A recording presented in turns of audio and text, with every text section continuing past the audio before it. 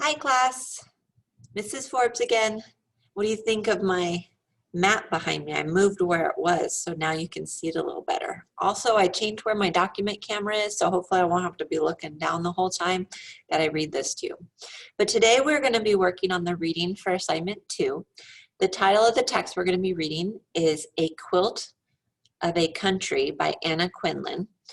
And this is probably our most difficult text for this unit, for this semester. And of course, it's our second reading, but that's just how the textbook goes. But you are going to need, just like last time, your My Perspectives textbook. Make sure you have that with you. You're also going to need a pen or a pencil so you can annotate. Today we are working on activity 11 on page 9 of your assignments, and I just want to make sure that I am sharing this screen with you. Okay, so here we are. So you can see my face a little better this time. I'm not looking down through the doc cam. But activity 11 tells us to read and annotate a quilt of a country. And this is the first time we are going to see this portion of the assignment. And so this says, before reading, concept vocabulary. You will encounter the following words as you read A Quilt of a Country. Before reading, note how familiar you are with each word. Then rank them each on a scale of 1, the most familiar, and 6 is the least familiar. So we have disparate, discordant, pluralistic, interwoven, diversity, and coalescing. So as I said, this is going to be our most difficult text. These are pretty big words. You may not know any of these words, and that's okay. But what you're going to do is you are going to rank these words. So let's say most of you probably have heard of diversity. So this maybe will get a 1. That is the word you know the best. And I'm not going to hold you to these rankings. I just want you to think about these words before we start reading. And then you're going to think of which word you think you know the second best, and that's going to get a 2. The word you know the third best is going to get a 3. The word you know the fourth best is going to get a 4. The fifth best, a 5. And the sixth best, a 6. So you get that? That's how we're going to rank them. So the word you know the best gets a 1. The word you know the least best gets a 6. And then the rest get ranked in between there. And we're going to do this every time we read a new text. You will be ranking these concept vocabulary words before we read.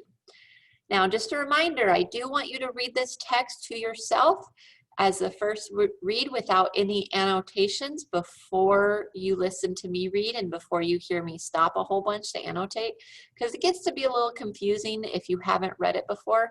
If you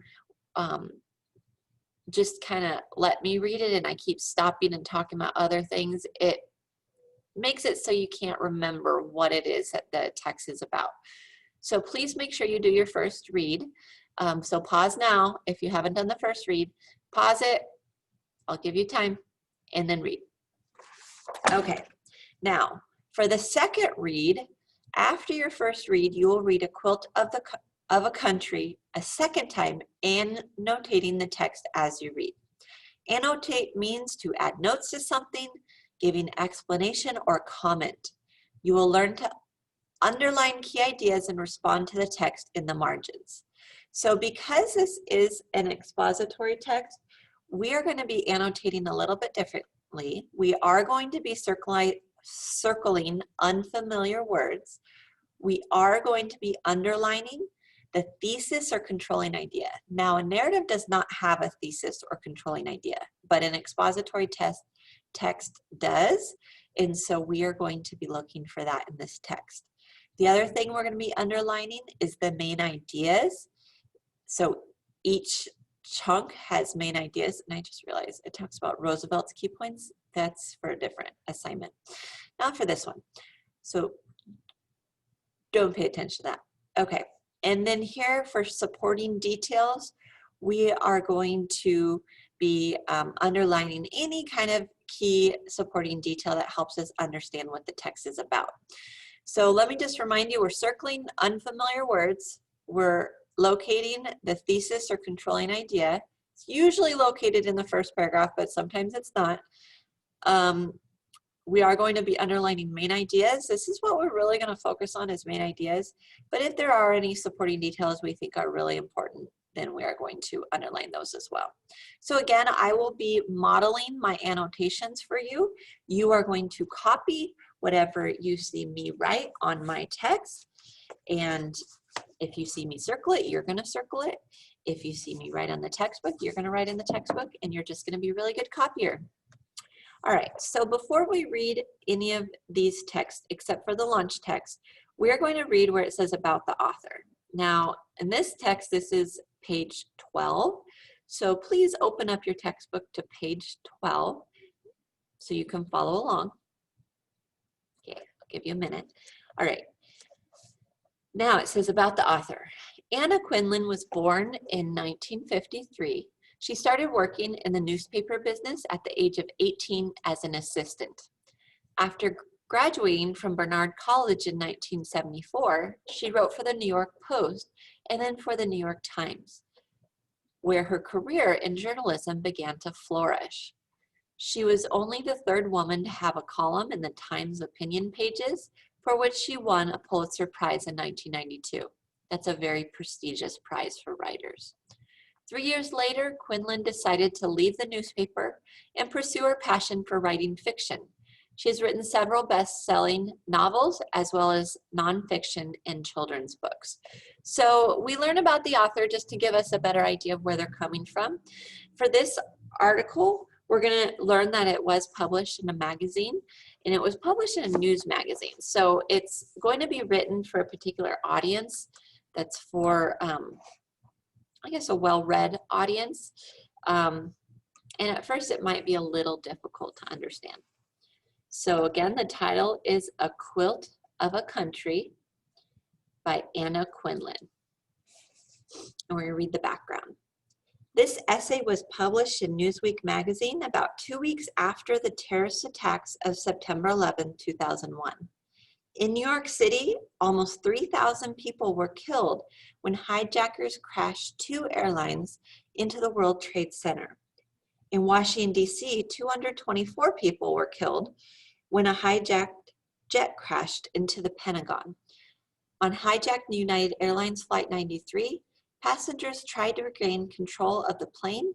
All 44 people on board died when the aircraft crashed in a field near Shanksville, Pennsylvania.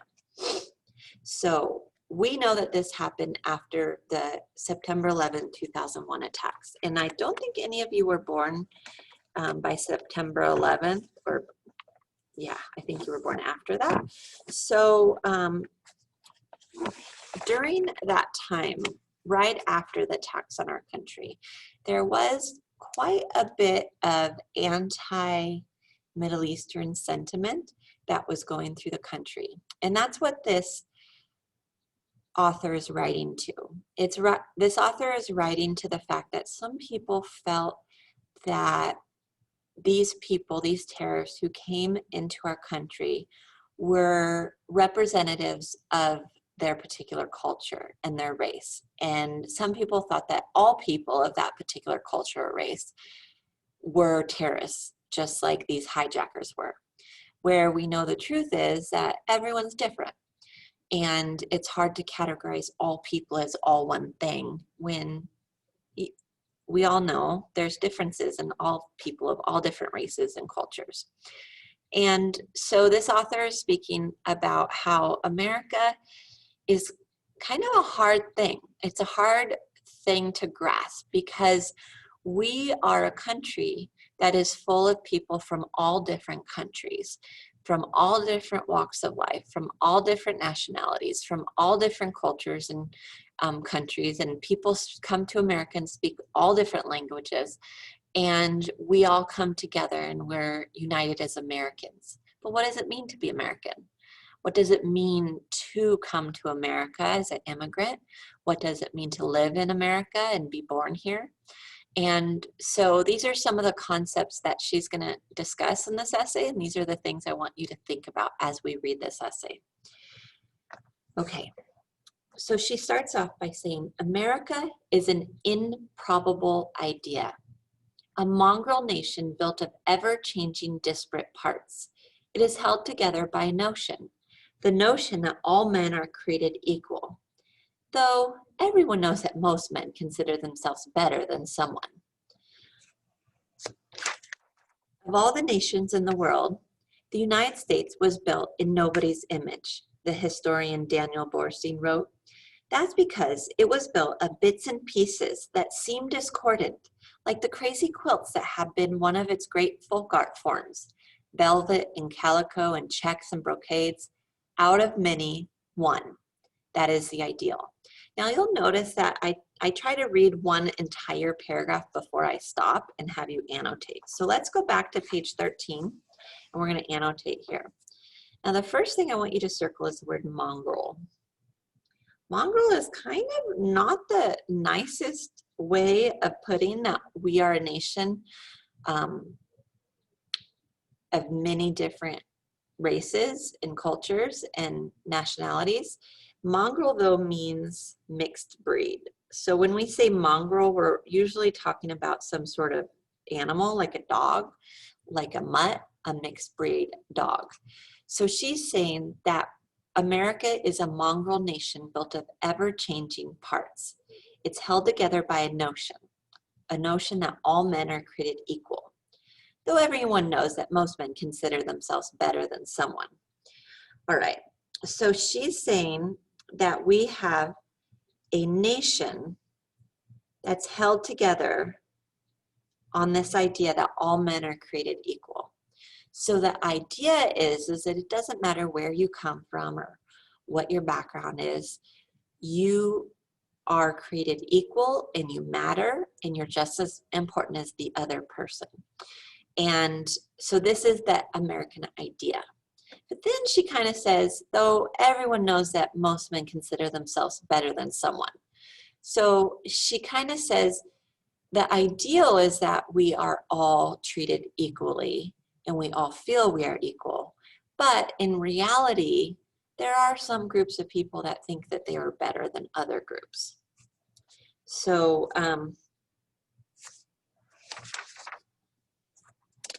let's turn the page.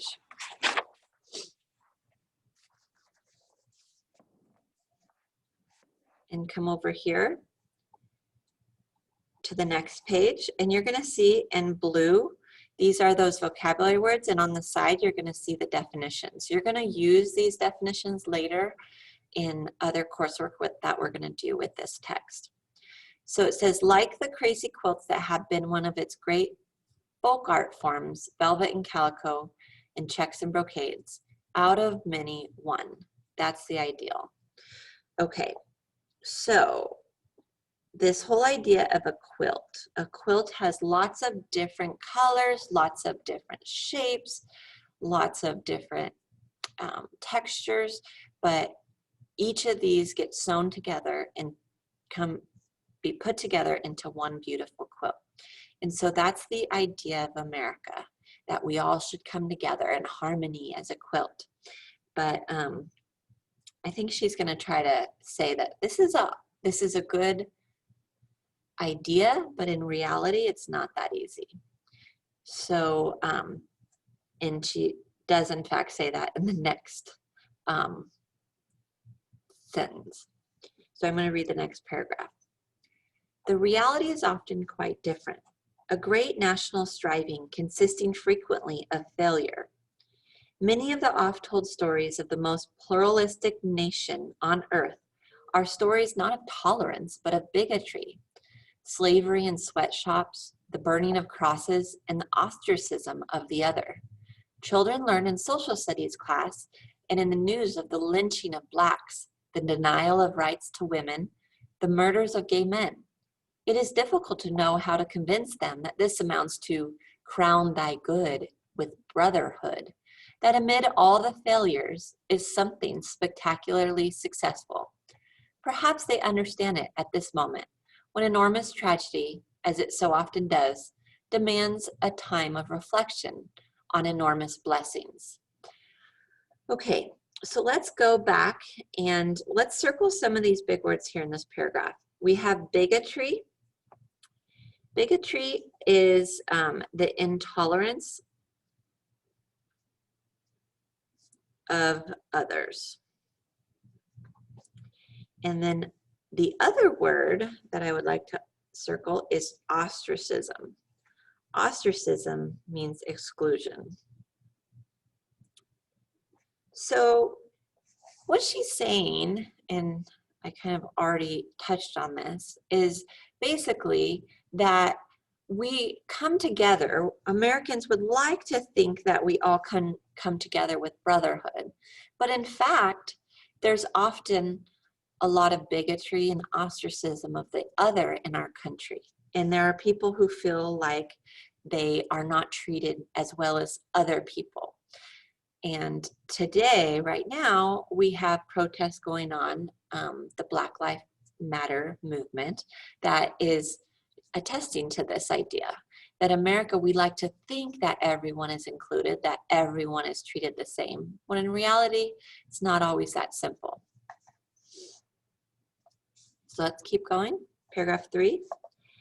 This is a nation founded on a conundrum, what Mario Cuomo has characterized as community added to individualism. These two are our defining ideals. They are also in constant conflict.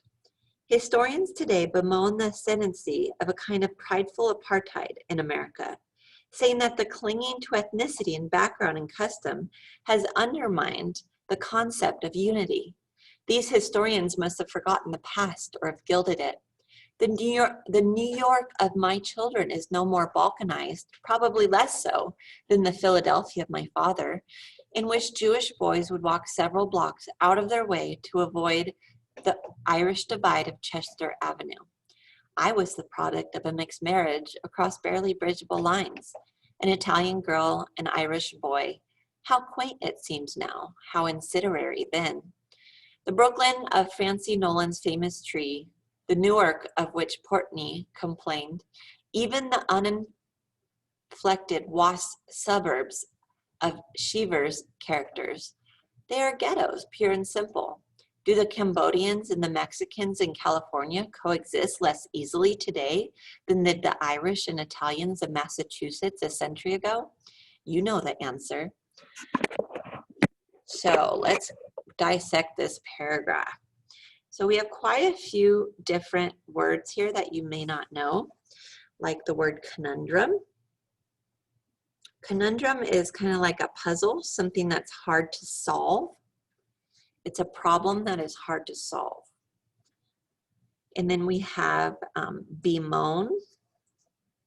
Let's circle bemoan. Bemoan means you don't like it. And then we have ascendancy. That means to rise. And apartheid is a separation of the races. Okay, so what this paragraph is saying is basically that, again, we have people in America who are from different areas, different regions. So let's go and underline here where it says the clinging to ethnicity and background and custom has undermined the concept of unity. So the author is saying that basically, how can America or Americans come together as one when everyone also wants to celebrate their differences?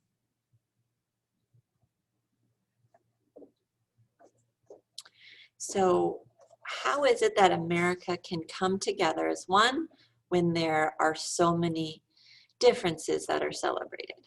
Now, one of the things she does talk about here, and it's a little difficult to understand, especially if you don't know the context, but back in the past, there were different areas of large cities, like Chinatown, Irish, like there were Irish area, there's Polish area, there's Chinatown, there's like even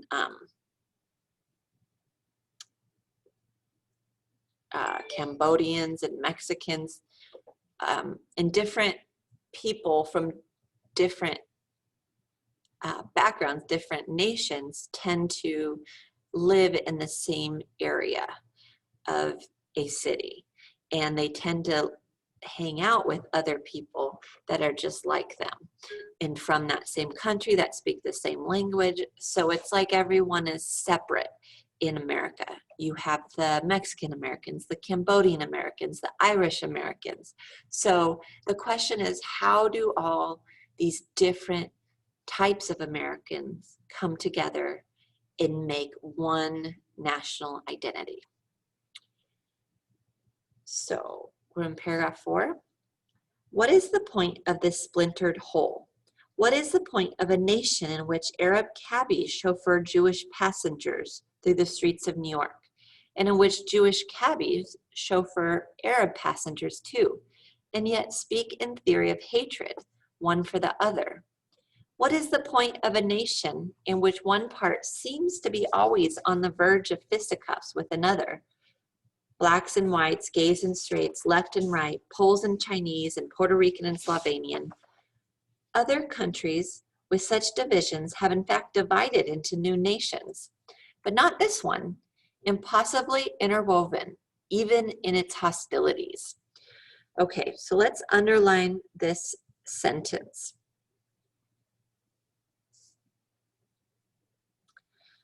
So fisticuffs up here means fist fights.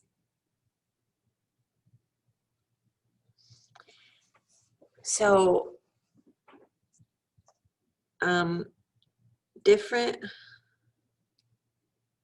groups in America tend to fight other groups. Okay, but yet we're all together as Americans. So how does it work? How have we not broken into other nations? And there are people who have suggested that California becomes its own country or Texas becomes its own country. So there are people in America who believe it would be better to separate different regions of America. But then if we do separate regions, would we still be America? The land where all these different cultures and backgrounds can come together and work as one? I don't know. That's what we're asking. We're on paragraph 5. Once these disparate parts were held together by a common enemy, by the fault lines of world wars and the electrified fence of communism, with the end of the Cold War, there was the creeping concern that without a focus for hatred and distress, a sense of national identity would evaporate, and the left side of the hyphen, African American, Mexican American, Irish American, would overwhelm the right. In slow-growing domestic dramas, like economic unrest and increasing crime, seem more likely to emphasize division than community. Today, the citizens of the United States have come together once more because of armed conflict and enemy attack. Terrorism has led to devastation and unity. So she's saying that oftentimes in war, like in World War II and World War I and the Cold War, it didn't matter what nation you might have immigrated from or your ancestors had immigrated from. What mattered was that you were American and you were fighting against whoever was our enemy during that war. But then when we kind of don't have a war and we don't have a common enemy, then you see the separations happening a little bit more between the different people. So instead of feeling like we're all American, we feel like we're African or Mexican or Irish. And instead of focusing on the American side, we're focusing on the left side of the hyphen, the country of our origin. Paragraph 6. Yet even in 1994, the overwhelming majority of those surveyed by the National Opinion Research Center agreed with this statement. The U.S. is a unique country that stands for something special in the world. One of the things that it stands for is this vexing notion that a great nation can consist entirely of refugees from other nations, that people of different, even warring religions and cultures can live, if not side by side, then on either side of the country's Chester avenues. Faced with this diversity, there's little point in trying to isolate anything remotely resembling a national character, but there are two strains of behavior that, however tenuously, abet the concept of unity. So let's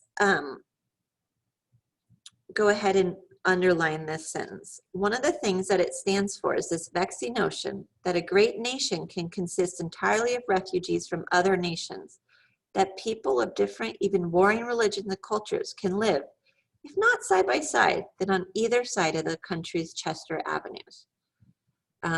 So somehow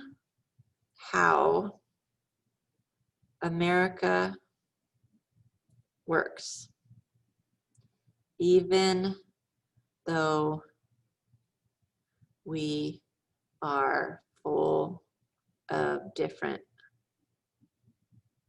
people. And by different people, I mean like people from different countries, different nationalities, different religions. So somehow America works even though we're full of different people. Okay. I should probably say diverse people. Sometimes I write things and I change my mind later. Paragraph 7. There is that Calvinist undercurrent in the American psyche that loves the difficult, the demanding, that seems mastering the impossible, whether it be a prairie or subway, is a test of character. So glories in the struggle of this fractured coalescing. And there is a grudging fairness among the citizens of the United States that eventually leads most to admit that, no matter what the English-only advocates try to suggest, the new immigrants are not so different from our own parents or grandparents. Lionel Castillo, former director of the Immigration and Nationalization Service, and himself the grandson of Mexican immigrants, once told the writer Studs Terkel proudly, "The old neighborhood ma-pa stores are still around. They're not Italian or Jewish or Eastern European anymore. Ma and pa are now Korean, Vietnamese, Iraqi, Jordanian, Latin American. They live in the store. They work 7 days a week. Their kids are doing well in school. They're making it." Sound familiar? So, the new immigrants are not so different from our own parents or grandparents. So if we go back into our family heritage and our family tree, no matter what the color of our skin, no matter how long our parents have been here, unless we are Native Americans, and really unless we're 100% Native Americans, our ancestors have come to America from a different country. And if every single person has come to America from a different country, does anyone have the right to say that one country of origin or one area of origin is better or more worthy than a different area or country of origin? I don't know. And so this person is saying you might not be okay with immigrants, but if you really think about it, the new immigrants are not so different than our own heritage, our own grandparents. And remember, when we fill this out, we are supposed to be making personal connections, and we're going to do this a little bit in the text, but this is the question I want you to write here. Where did my ancestors come from? And some of you don't know the answer to that question, and so that's why I really want you to talk to your parents about this and ask, say, what is our heritage? Do you know of any country that our ancestors have come from when they came to America? For me personally, I don't know so much about my dad, but my mom is half Polish and half Lithuanian. And so I know that I have ancestors that come from Eastern Europe. And not that long ago, I think it was my great-grandparents that immigrated here to America. So ask your parents and say, who came to America? How long ago was it? And that's something we're going to be writing down in our homework packets. So just take that time to ask about it. So let's keep going. Tolerance is a word used most often when this kind of coexistence succeeds. But tolerance is a vanilla pudding word, standing for little more than allowing others to live unremarked and unmolested. Pride seems excessive, given American willingness to endlessly complain about them being whoever's new, different, unknown, or currently under suspicion. But patriotism is partly taking pride in the unlikely ability to throw all of us together in a country that across its length and breadth is as different as a dozen countries and still be able to call it by one name. When photographs of the faces of all those who died in the World Trade Center destruction are assembled in one place, it will be possible to trace in the skin color, the shape of the eyes and the noses, the texture of the hair, a map of the world. These are the representatives of a mongrel nation that somehow, at times like this, has one spirit. Like many improbable ideas, when it actually works, it's a wonder. So let's go back to here where she says, but patriotism is partly taking pride in this unlikely ability to throw all of us together in a country that across its length and breadth is as different as a dozen countries and still be able to call it by one name.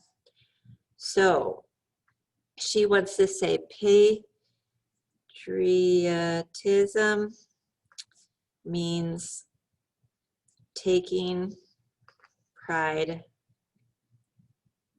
in this social experiment called America.